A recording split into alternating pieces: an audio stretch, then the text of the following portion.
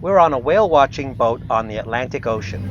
But we're going to do our best, everyone. We're going to be making our way out towards those whales that are in that we last saw in Bay Bulls Harbor. Yeah, there's a decent bit of activity there out ahead of us, everyone. We are seeing, we do have an active whale out there. We get a very good look at a whale's tail as it submerges. Yeah, 1 o'clock, tail, woo-hoo! Everything I need is on the ground. There's a quick montage of places I've visited around the world. I'm Joe LaManna, and this is The Nervous Flyer. Everything I need is on the ground.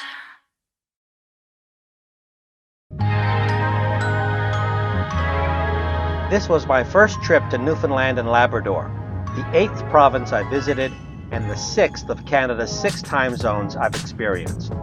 We got a good look at St. John's Harbour as we flew in, and we also saw Cape Spear, Canada's easternmost point as well.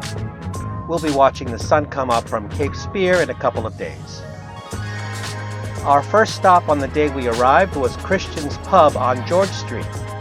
I was getting screeched in, the ceremony where you become an honorary Newfoundlander. I'm a Newfoundlander, born and bred, I'll be one till I die. I'm proud to be an islander, here's the reason why. Skipper Lukey was our host, and he put on a great show. It was fun and funny. He gave us a lot of facts and history about Newfoundland.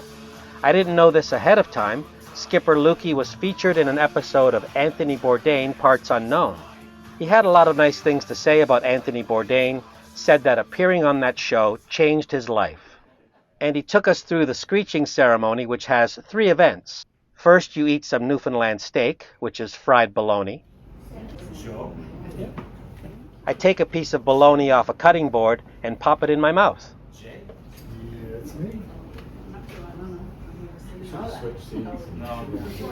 Then you kiss a frozen codfish. I lean forward to kiss the cod. No tongue, no let on. No how to. And then you drink a shot of screech, a very strong rum. Up to the lips, over the gums, look out, gullet here. Have your back. I raise my glass to the camera and down the shot of screech. It wasn't as strong as I expected, but strong enough for me to make a face and cough a bit. But you're not out of the woods. Before I let you go, I have to teach you just one small little phrase. And then the most important part, you get a certificate. I'm officially an honorary Newfoundlander. We see signs with business names on them, including Curl Up and Dye Beauty Salon and the Dildo Brewing Company. We then see the stained glass windows of the Basilica Cathedral of St. John the Baptist. Then there's a panning shot of the entire harbor. I was told ahead of time to expect sudden changes in the weather while in Newfoundland, and we got just that. Sunny 1 minute, then rain that came seemingly out of nowhere. And then sunny again.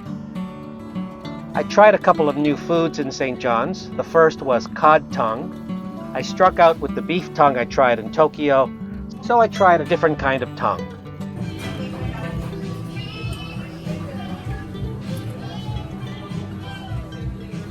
I try 1 mouthful of cod tongue, then I try a second mouthful. I have an uncertain look on my face as I chew and then deliver my verdict.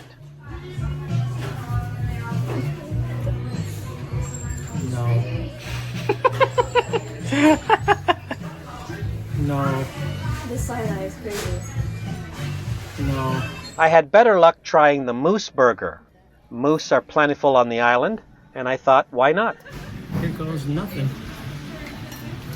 All right. First bite. I take a bite of the moose burger.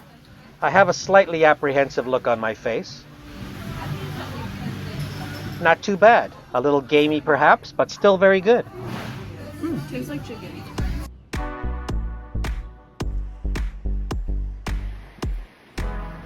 Downtown St. John's is very walkable, lots of history and points of interest in a relatively compact area. We visited the Terry Fox Memorial. His statue is just steps away from where he began the Marathon of Hope in April of 1980. St. John's is known for its colorful houses that sit in an area called Jelly Bean Row. Residents can paint their homes almost any color they want. We see some of the colorful houses. Then there are two photos of my kids on Bully Street. They're pretending to bully each other. This is Cochrane House, a former hotel that hosted Leon Trotsky and Guglielmo Marconi, not at the same time. John Alcock and Arthur Brown also stayed here. In 1919, they were the first to fly nonstop across the Atlantic, a journey that began in St. John's. There are some TV locations here in St. John's. Republic of Doyle was shot here and ran for 6 seasons. Here on Jelly Bean Row, you'll find the exterior of Jake Doyle's house. On Water Street, there's another shooting location. It's a staircase right beside the Supreme Court building. We see the staircase in real life and then dissolve to the scene in the show. Further down Water Street, there's this establishing shot. And then there's a scene inside this clothing store. We're in the clothing store I mentioned, and then we dissolve to the shots in the show. Another show filmed in St. John's is Hudson and Rex, which just finished its 8th season as of this recording. I visited the fictional St. John's Police Headquarters, which is actually a building on the campus of Memorial University. I found a few locations in the downtown area as well. This scene takes place in Harborside Park. Those statues are the Our Dogs statues, a tribute to the famous local breeds, the Newfoundland and the Labrador. They're actually facing 2 identical statues way on the other side of the harbor. It is said that they're keeping guard over the city. I also visited a Hudson and Rex location on Barter's Hill downtown. In this scene, the suspect is hanging off a ledge. In the show, they made it look like he was 50 meters off the ground. It's only about 5 meters in real life. In 1912, the Titanic sank about 400 nautical miles off the coast of Newfoundland. We decided to visit the Titanic Museum on Water Street. Here you'll find a mix of artifacts from the Titanic and from the period, as well as props from the movie. You can learn all about the disaster before, during, and after. And when you hear the full story and understand the staggering levels of incompetence, dereliction of duty, and complete disregard for human life, you'll be speechless.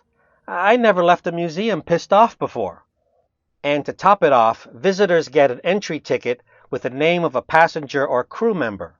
And when you leave, you check the big board to see if your person survived or not. In my case, Mr. René Pernod did not survive.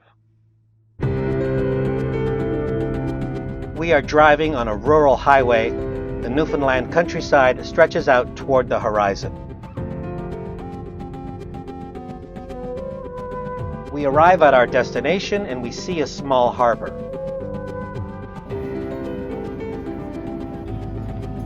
Me and my family step onto the tour boat as it slowly sails out of the harbor.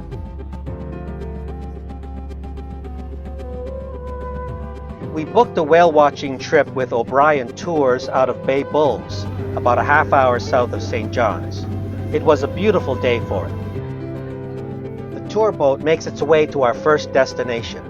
We sail past many pine trees on the rocky coastline.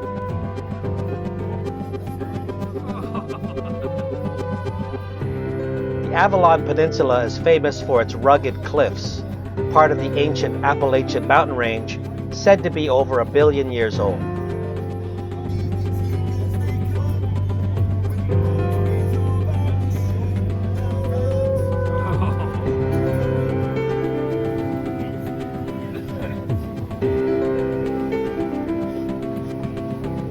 Our first stop was Gull Island, part of the Witless Bay Ecological Reserve.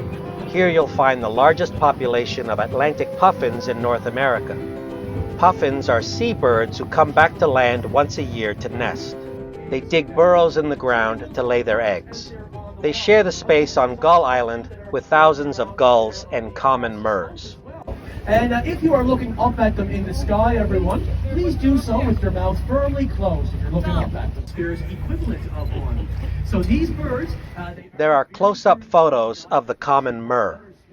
It resembles a small penguin. It has a black head and neck and a white belly with a slender pointed bill. It nests on the rocks of Gull Island among thousands of its kind. Well, they are here at Gull Island from May to September. So, we're watching the birds right now. The Patrick is saying that there's whales up here at 1 o'clock, so that's a good sign for us. Oh yeah, I just saw 2 big splashes out there, so they are breaching out there. That's pretty exciting.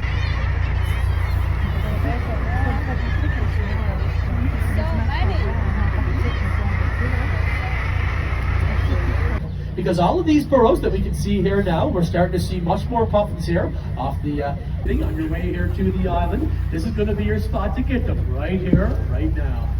And there's a nice amount of, there's a couple of puffins going around up at the slope here today. One of them flapping its wings here pretty rapidly, maybe drying them out a little bit. We see close-up photos of puffins. Puffins are stocky black and white birds with orange feet and triangular beaks colored orange, yellow, and blue during the breeding season. And all those burrows are about 1 meter in depth going into the soil there. And there is another greater blackback gull over there at the back at our 8 o'clock. The coolest thing was seeing the birds fly overhead. Hundreds of puffins and murres filling the sky. Good sources of food in this area as well. The whales, they're here to feed on capelin, and that is what the puffins and the common murres will be eating as well. And at the moment, there is enough capelin going around for the puffins, the whales, the codfish, and the common murres, of course, too. This congregation of common murres that we have here on Gull Island. And as we pass by, I'll let you just take in the sounds of the murres here. But I will tell you that they do lay their egg right up there on that exposed rock. They don't dig a burrow like a puffin or build a nest like the kittiwake gulls. And they will lay their egg right up there on the rock. And I am holding a wooden replica of the egg of the common murre. We're almost finished our Gull Island visit. We get one last look at thousands of murres all crowded on a rocky outcrop.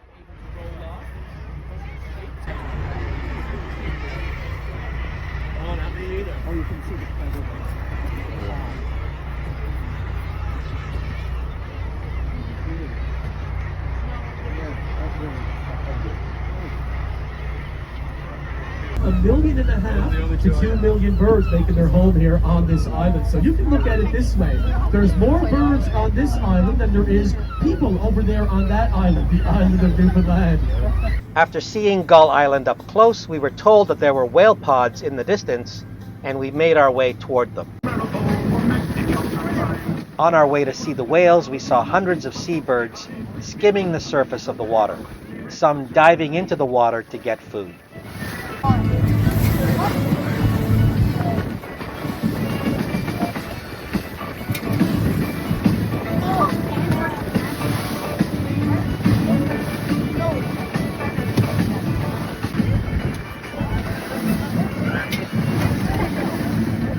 I started seeing whale spouts and splashes out of the corner of my eye, and I wasn't sure if I was getting anything on video, but we ended up seeing more whales than I expected, so overall this was a great experience. Captain Jerry just says that based off of the shape of the spout, that one looked to have been a fin whale. That's why they are moving so fast. There's a compilation of the whale spouts, splashes, and whale tails we saw. And they can get bursts of speed that will be up to 50 kilometers an hour, so they're very, very fast-moving whales. And also it looks like that would probably be northern Gannis, those birds over there, towards the 2 o'clock position. We're making our way out there now. Hold on, everyone. Hold on. We're a little bit side out to the swell, so you're really going to start to feel the motion of the ocean. Where we saw that activity. Oh yeah, there's a lobtail. Lobtailing out there at 11:30. And when we are whale watching, everyone, you have to share the space on the rail. There is no such thing as personal. Oh yeah, more activity out there at 11:30 still, everyone. And okay, over at the 12:30 position now. So it's over on the left-hand side of the bow. So do puffins and common birds. Yeah, more activity there. Directly at 12 o'clock, dead ahead, there she blows.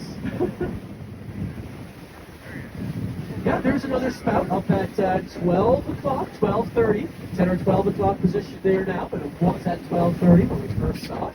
Oh, yeah, more activity. Oh, that's very exciting. Very exciting. And sometimes whales can pull a little bit of a disappearance. So that does happen, you know. We had a lot of activity of them when we were making our way out here. Last couple of minutes, they have been a little bit quieter. So patience is the name of the game, is the key to whale watching.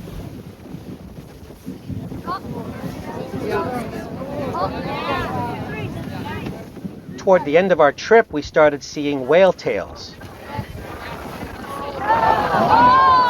The whales submerge, and we get a glimpse of their tails as they go under. 10 o'clock, up she comes, up she rises.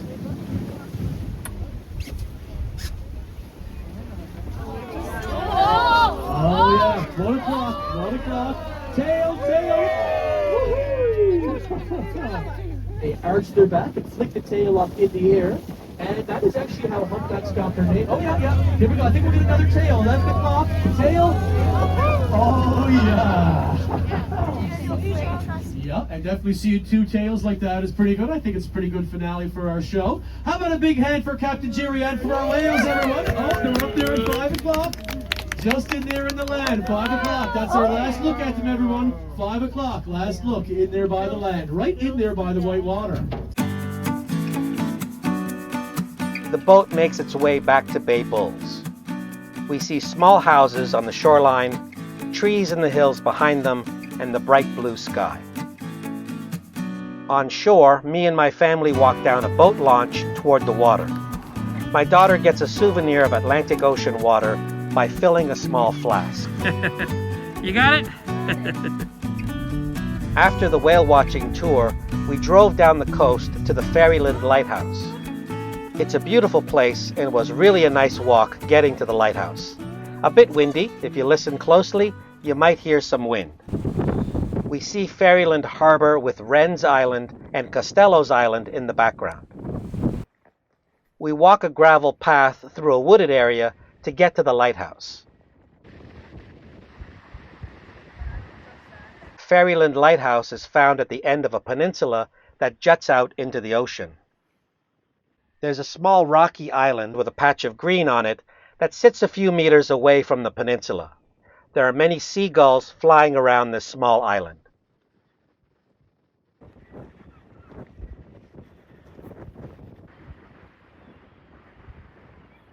My family sits on a bench that overlooks the ocean, taking in the scenery. When we got to the lighthouse, I was shooting some video of the ocean and the rocks, and I caught sight of the first of 3 more whales that we saw off the coast. That was a nice added bonus. We see a whale spout, and a whale submerges into the choppy water off the small island. The next morning, we drive to Cape Spear to watch the sunrise. Sunrise was at 5:05 a.m. the morning we visited. There's an orange glow on the horizon. We can make out the beacon of the Cape Spear Lighthouse in the background as we drive toward it.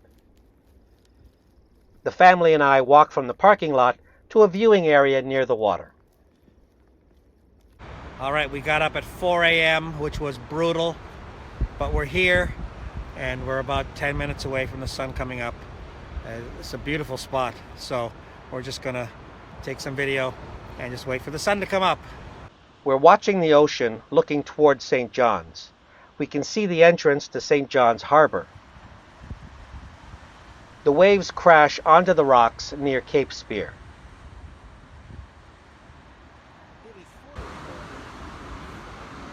I filmed the moment when the sun came up. You can hear me mentioning that it seemed like a dimmer switch was turned on when the sun finally poked its way over the horizon. Oh, see that? It's got brighter. It's getting brighter. It just got brighter. But I don't see him.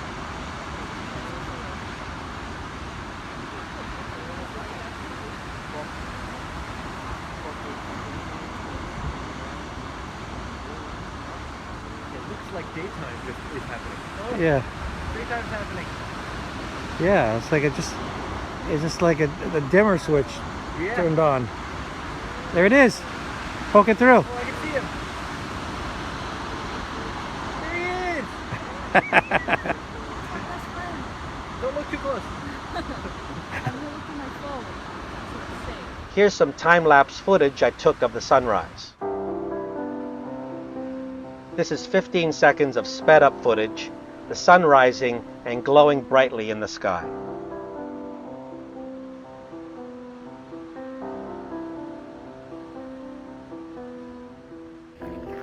We walk up a small hill to get a closer look at the Cape Spear Lighthouse.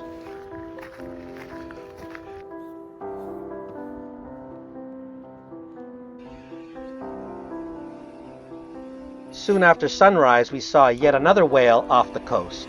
My son shot this video of a whale spout. Hey. The whale then submerges slowly into the water. We then see the view from the Cape Spear Lighthouse looking over the ocean. Then we're in the car driving back to the city. We see some benches with Newfoundland expressions on them like just about gut-founded, scoff and a scuff, I knows you're not stunned, and oh me nerves. Our last stop is Signal Hill, which overlooks St. John's Harbour and stands 167 meters above sea level. At the top is Cabot Tower, built in 1898 for Queen Victoria's Diamond Jubilee, and to honor the 400th anniversary of John Cabot's landing in Newfoundland. Sailing for King Henry VII, Cabot was the first European to land in North America since the Vikings. Signal Hill was the site of the last major battle of the 7 Years' War, when British troops took the hill from the French in 1762. In 1901, Signal Hill was where Marconi received the first wireless radio transmission, the message sent from Cornwall in southwestern England. We decided to hike the North Head Trail to the top of Signal Hill, and it was an amazing overload of beautiful scenery. We're going to dedicate today's climb to my in-laws, Leo and Evelyn. Are we ready to go? Yeah. All right, here we go. We walk from the parking lot down the hill to the start of the trail. On the way, we see a tabby cat sitting on a fence, and my kids take a moment to say hello. Hey, buddy. Hi. You all right? Oh, yeah. I agree. We find the beginning of the North Head Trail, which is down near the shoreline of the harbor. The trail goes past Signal Hill. The water's on our right, the hill to our left, and when you pass the hill, the trail turns left, and you basically go up and around to the top. It takes about 1.5 to 2 hours.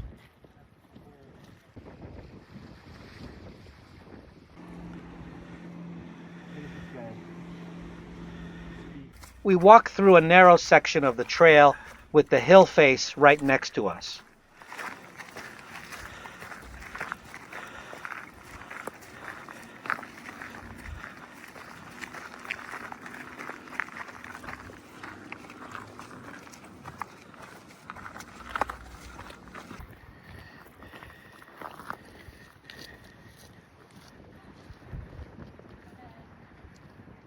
We reach a very narrow section of the trail that has a chain attached to the cliff face. You hold the chain for balance so you don't fall off the trail into the water. Be careful. Yeah. This is the only section of the hike that you need to be extra careful. We're getting closer to the Narrows, which is the entrance to the harbor.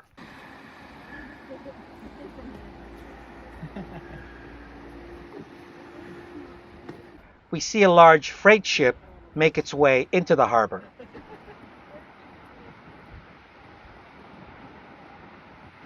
This section of the hike has wooden staircases you use to get over the terrain.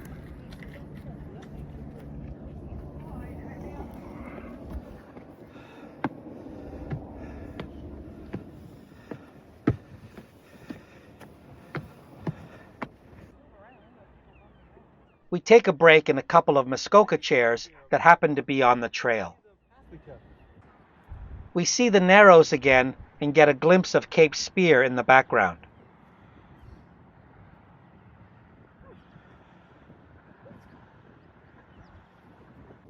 At this point, we've passed Signal Hill. It's actually behind us, and we now make the left turn on the trail. Yeah. We stop to pet a small dog. She's alright. She won't go anywhere. Thank you. No. Yes, you hyper. Okay. I agree. You guys have a good day. You too. We keep walking up the hill. How's everybody feeling?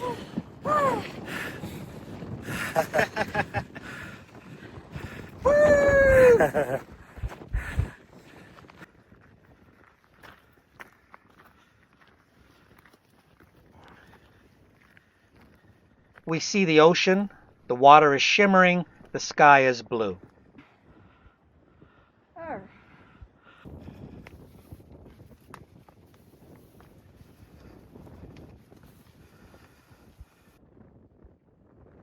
The last section of the trail is a series of staircases that go up the hill face. All right. Last push to the top. How's everybody feeling? Good? I feel great. It's almost 2 hours.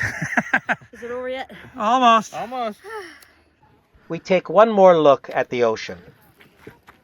Just before we got to the top, we saw the last whale of our trip. It slowly submerges into the water. I'm going. Last staircase to the summit. My son goes ahead of us up the last staircase. At the top, he turns around and waits for us. My daughter reaches the top and high-fives my son. My wife follows behind her, and then me. All right. On the roof of Cabot Tower, the four of us wave to the camera. St. John's Harbor can be seen in the background.